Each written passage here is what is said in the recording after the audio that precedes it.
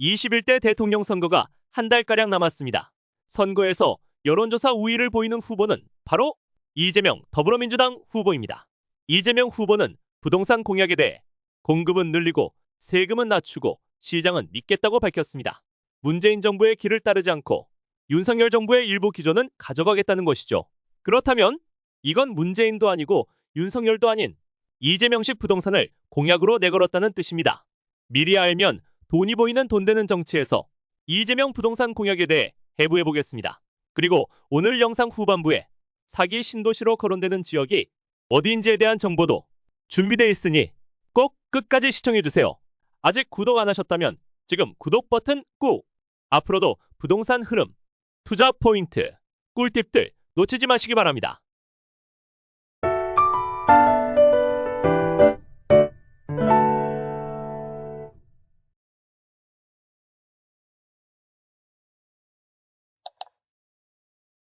과거 문재인 정부의 핵심 전략은 투기억제였습니다.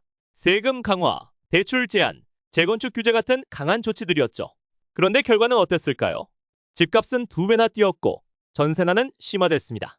KB에 따르면 2017년 서울 아파트 평균 가격이 6억 원인데 비해 2022년에는 12억 원으로 2배가량 올랐습니다. 이재명 후보는 이 기조에서 벗어나 공급은 늘리되 실수요자가 살 수 있게 하자는 방향을 제시합니다. 이를 위해 핵심 변화 3가지를 제시했죠. 첫 번째, 국토 보유세 철회와 보유세 부담 완화. 두 번째, 재건축 재개발을 포함한 311만 호 공급. 세 번째, 지분 적립형 기본주택 공급. 부동산을 잘 아는 분이라면 눈치채셨을 겁니다. 이재명 후보는 세제를 활용해 부동산 시장을 관리하려다 가격 폭등을 유발한 문재인 정부의 접근법과는 거리를 두겠다는 의도로 풀이됩니다. 보유세 규제가 아닌 부담 완화로 문재인 정부와 다른 길을 간다고 선언한 것이죠. 그리고 윤석열 정부가 강하게 추진했던 재건축, 재개발 활성화도 포함했습니다. 이렇게 이재명표 부동산 정책을 만들었죠. 그럼 이 부동산 공약이 실현됐을 때 수혜는 누가 입게 될까요? 이재명 후보의 공약에 직접적으로 수혜를 입을 사람을 안다면 앞으로 부동산 투자할 때도 많은 도움이 되겠죠? 그렇다면 누가 수혜를 입게 될까요? 3분야로 나눠 설명드리겠습니다. 첫 번째는 바로 청년, 신혼부부, 무주택자 같은 실수요자입니다. 이재명 후보의 가장 큰 핵심은 공급입니다. 이 말은 곧 집값이 너무 비싸서 내 집 마련이 어려운 사람들에게 새로운 사다리를 만들어주겠다는 겁니다. 청년층, 사회초년생, 신혼부부들에겐 내 집 마련 기회가 현실적으로 열릴 수 있는 것이죠. 두 번째 수혜자는 누구일까요? 재건축 가능성이 있는 서울 도심 노후 아파트 보유자입니다. 서울, 강남, 여의도, 목동, 잠실 아파트는 재건축 논의가 지금도 이루어지고 있습니다. 이재명 후보는 재건축 규제를 완화하고 용적률을 상향하고 초과이익 부담금을 완화한다고 했습니다. 이게 현실화되면 재건축 기대감에 따라 해당 아파트 가격 상승은 거의 확정적이라고 볼 수 있죠. 특히 지금처럼 사업이 묶여있던 단지들에겐 큰 호재입니다. 세 번째 수혜자는 바로 일기 신도시 보유자입니다. 일기 신도시는 분당, 일산, 평촌, 중동, 3번이죠. 노후 인프라 문제로 한동안 방치되었던 지역들이 이번 공약에선 전면 재정비 대상으로 거론됩니다.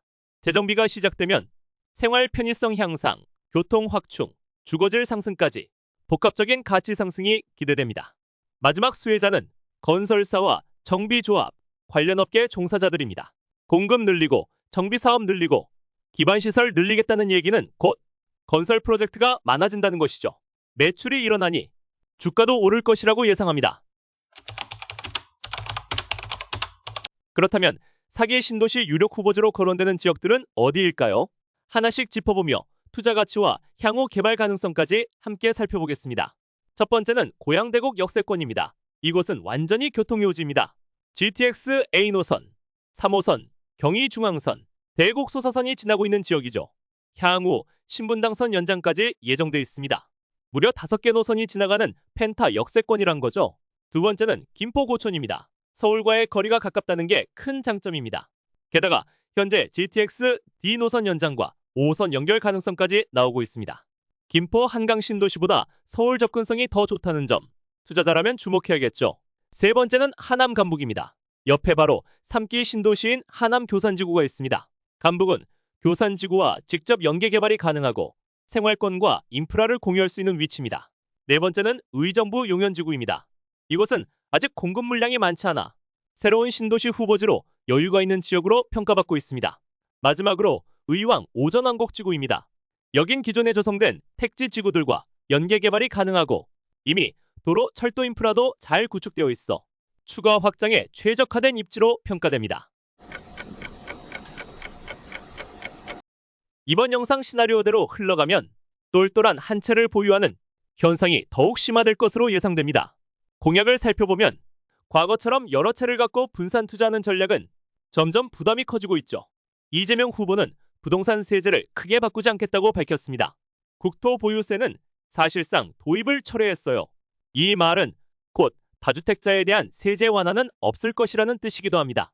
현재 종부세, 재산세, 양도세 등 핵심 세목은 실수요자를 중심으로 설계돼 있고 다주택자는 여전히 과세 부담이 높은 구조입니다. 즉, 다주택자는 세금은 그대로 내면서 투자 리스크만 안고 가야 하는 상황에 놓인 것이죠. 이런 환경에서는 자연스럽게 투자 전략이 질 좋은 한 채로 이동하게 됩니다.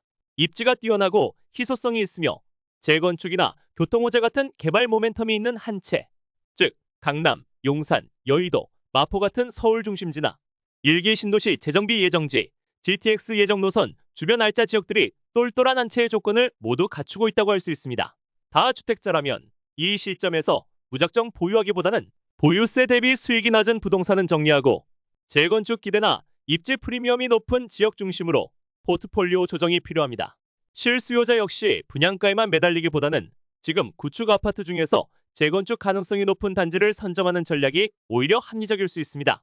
시장은 점점 더 분산해서 집중으로 다량 보유에서 전략적 선택으로 바뀌고 있습니다. 많이 가진 것보다 잘 고른 한 채가 더 중요한 시대가 된 것이죠.